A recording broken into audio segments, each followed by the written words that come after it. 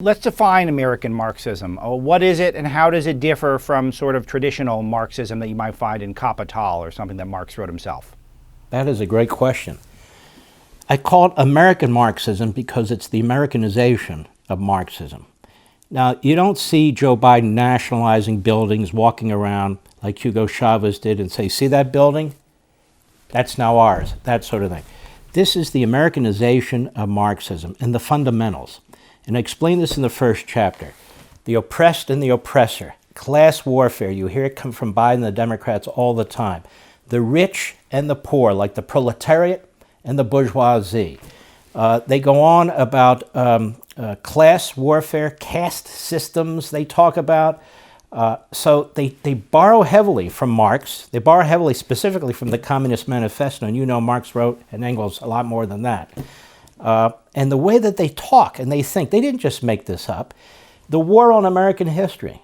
Joe Biden's war on American history to abolish the 1776 Commission, to trash the report they put out, to attack American history, to attack the founders, the Constitution, the Declaration of Independence, federalism, separation of powers. These are all the things that were set up to create a constitutional republic. Well, what does Marx say? Destroy history. The world begins today. We're the ones in charge of what history is to say. History begins today.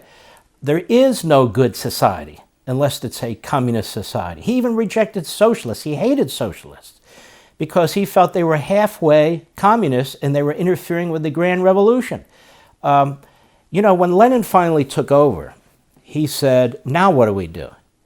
Because Marx doesn't tell them what to do once they win the revolution. So the revolution never ends, whether it's China and so forth and so on. So what is American Marxism? Critical theory, critical race theory, that's American Marxism. Imported into the United States by an individual by the name of Marcuse from the Franklin School in Berlin. He couldn't understand how the Nazis took over and the proletariat didn't rise up and impose communism. At the time, he escapes by the skin of his teeth. He comes to the United States of America. He works in seriatim for 3 different Ivy League schools who all give him tenure. And he hatches this critical theory, which is, simply put, in law schools and in law, it is the theory that law is corrupt because it's written by the people who are in control.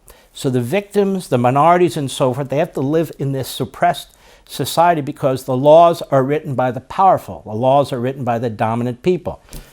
So a guy by the name of Derek Bell at Stanford Law and then Harvard Law, he takes that and he says, I'll take it one step further. Race. It should be not critical theory, critical race theory. Everything needs to be seen through the lenses of race. And when you look at the lenses of race, what do you see? A white dominant culture. And so all of our history is white. All of our laws are white. All of our policies are white. They're all intended to help the white man. And even when you have a civil rights movement and Supreme Court decisions, when you have a 1964-65 Civil Rights Act and EEOC and on and on and on, truly efforts to create a more perfect society, he argues that's a sham. That's all a sham. All that is intended to do is to enshrine the white dominant society. We have to destroy and overthrow that society. It's really critical Marxist theory that uses race as an excuse. Or the way I put it lately is, it's Louis Farrakhan dressed up as scholarship, but even worse, it's promoting Marxism. You write a little bit about white fragility, which is a concept that essentially if you don't accept critical race theory, then it's because you're a fragile white. So this is where they try to checkmate us, Mark. So if we dismiss it on rational grounds, then we're actually just fragile white people, and we need to understand our white rage, and thus we should be discounted. And you know, Derek Bell kind of set this argument in place. Because if you read him, and when you read him, it's very depressing. He's he's a very diabolical guy. But anyway, their argument is, and it's circular. And by the way, not too bright if you listen to Thomas Sowell. Not too bright. And I agree with Thomas Sowell when you read his stuff. And he's not the only one. Same with Marcuse.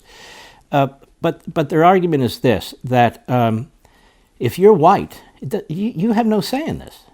You're the problem. So you're cut off. Well, but I'm an individual white guy. I'm not racist. It doesn't matter. You come out of that white culture, You're the subject of our dispute. You're the subject of our criticism.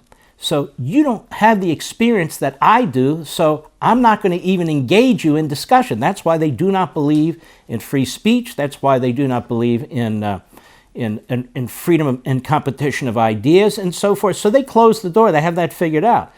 And what is that? That's Marx. Marx said, I don't need to debate with you. There's nothing to debate. I'm right, you're wrong, I'm righteous, and you're not. You're the oppressor, I'm the oppressed. I'm the victim, you're the perpetrator. And so I don't want to hear from you. And so this is truly outrageous in a society like this. Completely turns the civil rights movement and Martin Luther King and all the rest of it on its head. It is a radical, Marxist, racist, Farrakhan-like ideology dressed up, as I said, as scholarship. So that is the nature of critical race theory. Now, they're trying to dress it up differently on MSNBC and other places.